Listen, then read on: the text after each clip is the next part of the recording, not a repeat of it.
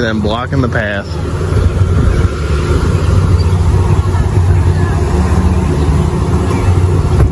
Sir, you can't be recording in prison. Sure I can. No, you can't. Why can't I? Put your camera down and keep it moving. Why can't I? You can't record the prison, sir. Why can't I? It's a security risk. Okay. Well, you see, this is a public area. You can't record the prison. Okay. Pretty sure I can under the First Amendment. You can't record them. Yes, I can. They get recorded to state that they're not really. Doesn't matter, they're in public right now. So are you. What's your name and badge number? They're not in public. What's your name? Yes, they are. You see how this is all public?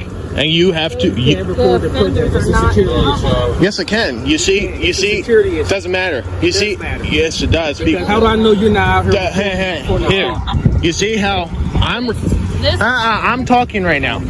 What you're about to witness is a clear reminder of what happens when law enforcement forgets the very rights they're meant to protect.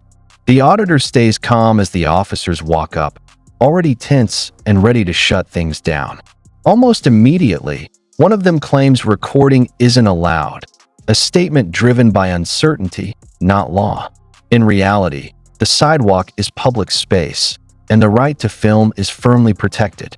What follows is a calm, precise breakdown that strips away their misplaced authority and highlights how easily some officers mistake personal discomfort for legal power. Exactly. Public. Exactly. Yeah. I'm in a public area doing a constitutionally protected activity. You're not allowed to record. Sure I can. I can record whatever I can see from a publicly accessible area. This is a public area. You just said it. I don't understand why you're recording them. It doesn't matter what I'm recording or not. It's a constitutionally protected activity. What's your name and badge number again for the second time? Well, Badge number? we don't have badge. Yours, sir? It's on there. I can't read. Well, zoom the in camera on your can't. phone. So you're refusing to identify yourself I'm not. verbally. And what is your name? You're refusing to identify yourself verbally. Name is here. Oh, okay. So it's here. Your name is here. What is your Name name? is here. I didn't give my name. You have any weapons on you? Of course I do. Of course I do. Okay. It's a constitution.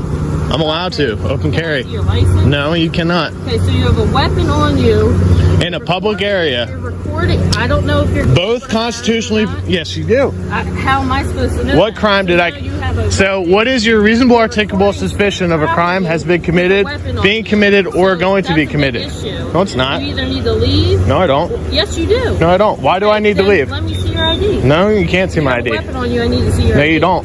What is the Yeah. legislation or law that says you need to see my identification? What crime? What? If I can see that, I know. Look at them blocking this, right? if I can see that, that's not a concealed carry, and I guarantee you're not What? open carry. Okay. Officer's first misstep is assuming that speaking with authority will automatically force cooperation. He starts demanding identification, inventing policies on the spot, and insisting that filming near a correctional facility is some sort of security threat. But the auditor knows the law, and he cites his constitutional rights with steady confidence. When he requests their badge numbers, the response is hesitation and evasiveness instead of transparency. That silence says more than any argument. The problem isn't the camera, it's the lack of accountability behind the badge. As the exchange continues, the officer realizes he's losing control and begins leaning on vague terms like suspicious and safety, even though there's no crime, no evidence, and no lawful reason for the escalation. Only pressure and intimidation. No, you're not seeing my ID. Yes. No, you're not. Then why are you here? Because, well, for one, I don't answer questions. That's odd that you're recording them. No, it's not. Some kind of like So you're just assuming that I was recording who, by chance? you're recording the vendors. Oh, I am, huh?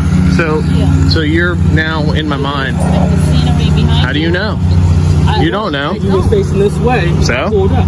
So? Actually, I was facing You were you. facing the prison. Actually, I was facing you. I have you on camera blocking this publicly accessible sidewalk right now. Which we can. Really? Yeah. If we're out here doing on state business, we can. Okay. Sure you can. Sure. We can when it comes to offenders, then it becomes our jurisdiction. to protect them is part of our job. So- and we don't know what your intentions are with them when you have a weapon on you and you're recording them. Doesn't matter. This is a public sidewalk. So This what is are a you constitutionally doing? protected activity under the First How am Amendment I and the supposed Second to know Amendment. that you're not going to do You're not anything? supposed to know anything. What's your I am ass? supposed to What's know your that. ass It's right my now? responsibility to So? protect them. Then go protect them right now. I am. You clearly are off. Standing out here with a weapon, staring at the inmates. Of course. Obviously, that's an issue. I don't know where that's not connecting. So you're just putting presumptions in your mind there and just assuming that I'm doing not. things. I'm not. Yes, you are. And you're hostile. No, I'm not, for one. You do not know the Constitution, nor do you not understand the Delaware State Code. What's the Delaware State Code then on open carry? It's none of your business. Oh, it is my business. No, you don't need my ID. Yes, I do. No, because I know the Delaware titles better than you do. Here, looking at the As the exchange grows more intense, the moment turns into a real-time lesson in constitutional rights. The auditor brings up the standard of reasonable, articulable suspicion, a term every citizen should understand, and it instantly slows the officers down. Their authority suddenly appears uncertain. They label his camera a threat, his equipment dangerous, and his refusal to speak as defiance. But he isn't violating the law at all. He's relying on it, using clear knowledge to hold his ground. Every response is calculated, and every question he raises reveals another gap in their approach. What began as an attempt to control the situation ends with the officers receiving an unexpected legal education, all captured on video. with a weapon on you. Hello, sir. What's your name and badge number? My badge number, name is Sergeant Powell. Thank you, Sergeant Powell. And you're being hostile. My job is to protect the inmates. No, ma'am, I'm not being hostile. I'm trying to educate you because you're trying to give me an unlawful directive. Open, looking at them. Of course. So, as I said, why don't you go look up the Delaware State Code on open carry? I don't need to. Yes, you do, because you're clearly ignorant to what the Delaware Code You is. are threatening. Sir, excuse me, Sergeant Powell, do you know what the Delaware State Code is on open carry by chance? At this time, I'm not going to answer. Okay, well, the Delaware State Code allows me to open carry both my sidearm and a long rifle if I so choose to, as per the state code. My issue is Doesn't matter what my your job issue is, ma'am. their On a publicly, security. doesn't matter what your security is. That- You need to protect the security by creating the privacy. This is a publicly accessible area with a clear public sidewalk and a fence that is open to the public to view into. This is a constitutionally protected activity under the First Amendment and the Second Amendment. And you are trying to derive my rights under deprivation of law. I'm not. Or deprivation. Yes, you are. What I'm not understanding. Why You're trying to ask for my identification, which is an unlawful directive, because you are assuming things. What is your reasonable articulable suspicion that a crime has been committed, is being committed, or is going to be committed? That you're out here recording in prison. So recording- You may be. So recording is a crime. So recording is a crime. You may be attempting to break somebody So out. recording That's is a my crime. reasonable suspicion. So recording. That's my reasonable No, you said recording. So That's my recording is a reasonable crime. suspicion. That recording is a crime. That's my reasonable suspicion. Then the sergeant steps in, confident, but clearly not ready for what she's walking into. She repeats the same unfounded claims, that filming isn't permitted, that it poses some undefined safety concern. But the auditor doesn't move an inch. He cites Delaware law precisely, outlining what is legal and what is not. Open carry allowed, recording from a public space protected, demanding identification without lawful reason prohibited. Despite this, they keep trying to recast a perfectly legal activity as a criminal act. One by one, he dismantles each inaccurate statement, revealing how a lack of legal understanding can turn enforcement into overreach. The sergeant hesitates, recognizing that her own comments could easily expose the department to serious liability, all while the camera continues to roll. According to prison, so I think you're But breaking somebody what out. crime is that? What crime is You being may be committed? attempting to break somebody out. So that's not a crime. That is a All right. Under the First Amendment, recording is not a crime because I'm free press. I'm an agent of the free press. Well, where's And your press pass? this is my press pass. Do you know what the Constitution is? The First Amendment is my Explain it to press the pass. troopers when they come. Sure. Because they'll know the law a little bit better than you do, Yeah. especially on open carry. At the end of the day, At the end of the day, this is I a... am here to protect. Doesn't matter why you're here. You are- need to create the privacy. No, Yes. and I am. This is the privacy. No, it's not. You need to This is a public sidewalk, as you already stated Okay, twice and on it's a film. safe facility. Doesn't matter. I can go over here and record everything I want from a publicly accessible area. Okay, that doesn't mean I'm not going to ask you questions about it when it comes to their safety. Doesn't matter. You're standing out here with a firearm. So it doesn't matter. That's all constitutionally protected. No, it's not. Yes. No, it's not. Are you kidding me? Safety is my concern. Okay, you're just opened yourself up to a lawsuit, Corporal Wells. You just said my constitutional right. Okay. It's all recorded. Okay. Thank you, ma'am. Thank you, ma'am. I just dealt with Virginia. They just tried to do the same thing. Now they're opening up for a lawsuit with the lieutenant colonel as well. You're going to face the same thing, darling. Trying to deprive me of my rights under color of law. I'm not depriving you. Yes, you are. I'm protecting them. Then comes the familiar defense. I'm just protecting them. The auditor responds with calm precision. If protection is the goal, then focus on that, not on restricting lawful activity. His words aren't confrontational. They're logical. He doesn't raise his voice. He simply lays out the facts. But logic doesn't support their narrative, so they pivot to claims about intent, threat, and department policy. Each policy they cite crumbles the moment it's held up against constitutional standards at this point. The encounter shifts from a dispute to a clear demonstration of the limits public officials often overlook. It's not a matter of disrespect. It's about ensuring accountability. And the auditor delivers that message with steady, undeniable clarity. Damn right it's what I want, because you came out here and tried to do an unlawful directive to me. No, I didn't. Yes, you did. No, I didn't. I have 10 minutes of video that just says you did, ma'am. Yes, sir, I can. Yes, sir, I Did can. I detain you? Did I do anything? You're asking for my ID, which is unlawful. That's not unlawful. Yes, I'm it just is. asking. I can ask anyone for that. Of course, you can ask them for it. Come on. Ma'am, you need to know the Delaware State Code, for one. Sir, you need to not threaten my offenders. Okay. I'm real threatening out here. Yes, you are.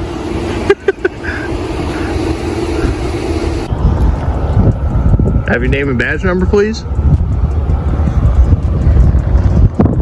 Off the grass, state property. Not off the grass, state property. Off the grass. You know what a public easement is? Off the grass, state property. State property is public property, sir. No, it's not. Yes, it is. It's not. Yes, it is. Clearly states up there, no trespassing on state property. State Go up property there and is. record the sign if you Oh, want I to have. report something. Oh, I have. So you seen it says state property, no trespassing. That's public property. No, it's not. Yes, it is. Excuse me, you're in my way.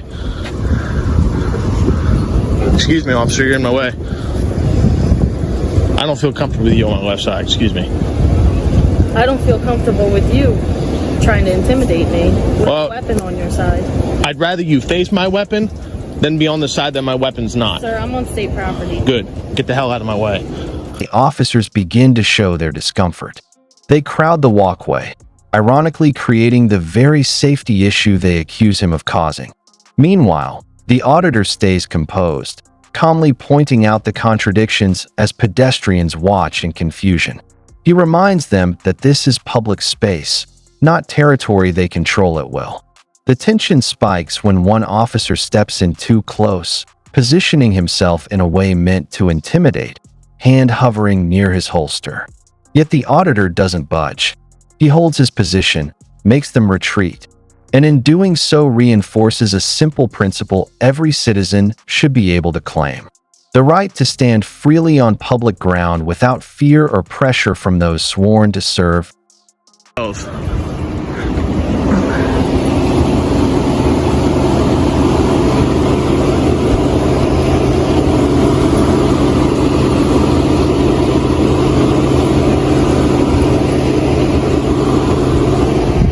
Look at that. They still blocking the path for people.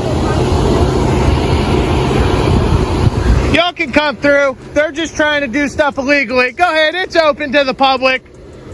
Y'all can come through. They're just trying to illegally do stuff. So y'all are trying to close a public sidewalk now. Unbelievable. Yeah, y'all can go through. They're just trying to close it for no reason. Okay. See, they have you see they have their vehicles blocking it. It's, We will leave you to your have a wonderful day. Shouldn't block the sidewalk like that. You shouldn't be open carrying without showing the. Doesn't matter. You should learn the Delaware State Code plus the Constitution. What does this say? What does this say? And you shouldn't be. What does this say? Property. What does this say? Exactly. You're too ignorant and arrogant to read it. Yeah, look at you. Yeah, you look at you. I know the Constitution and I know my rights. Look at you. Look at this guy, y'all. Oh my God. Look, he's twitching and everything. He's so riled up, guys. Nobody's riled up. I can see it in your face, man. Your ride is coming. As the encounter drags on, their authority begins to unravel, showing how unsteady it becomes when faced with someone who actually understands the law. Trying to hold on to control, the officers shift the argument to the definition of state property, hoping confusion will somehow change the statute. But their own statements expose them. It's clear they haven't read the regulations they're citing. One claims the area isn't public, even as a sign behind him plainly states otherwise. The contradiction hangs in the air, silently captured on camera for anyone to see. The auditor stays calm and focused, continuing to film without hesitation while the officers stumble through conflicting explanations. People walking by start to notice, stopping briefly to watch the scene unfold. Instead of acting as public servants, the officers begin behaving like private guards, physically blocking the sidewalk. The auditor reminds them, firmly but controlled, "You're blocking a public walkway." There's nothing they can say in return. The evidence is right there, and the camera records every second. What this moment reveals is simple. The law doesn't shift to protect pride or ego. When misinformation is exposed, the badge can't hide it. Accountability always wins when the facts are on record.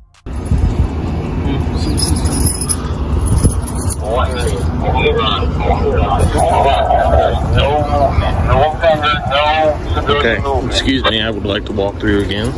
Thank you.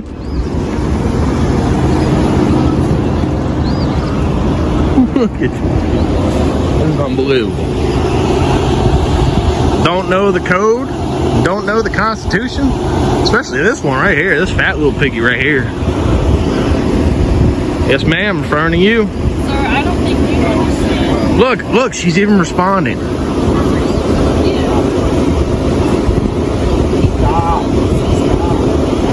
Ma'am, I understand everything I need to. I understand my rights and the rights that you are trying to infringe upon me.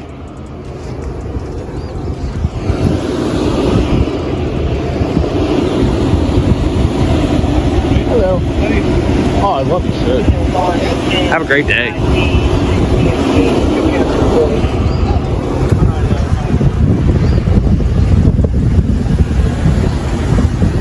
Well, did you have a nice Easter, at least?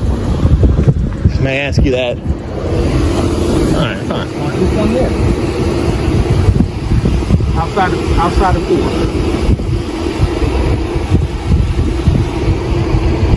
In the closing moments, the energy shifts from confrontation to something more thoughtful.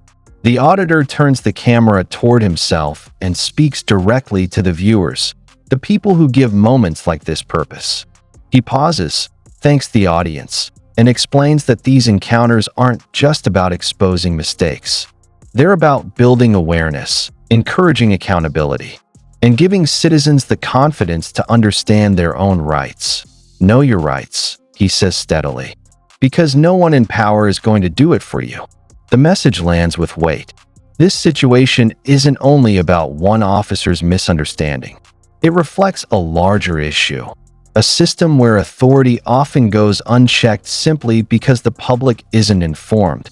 His narration closes with a sobering reminder.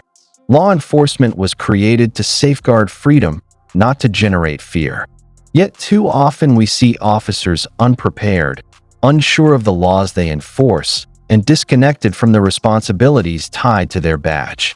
That's why platforms like his matter. They document reality, educate the public, and show that a camera isn't just a device, it's protection.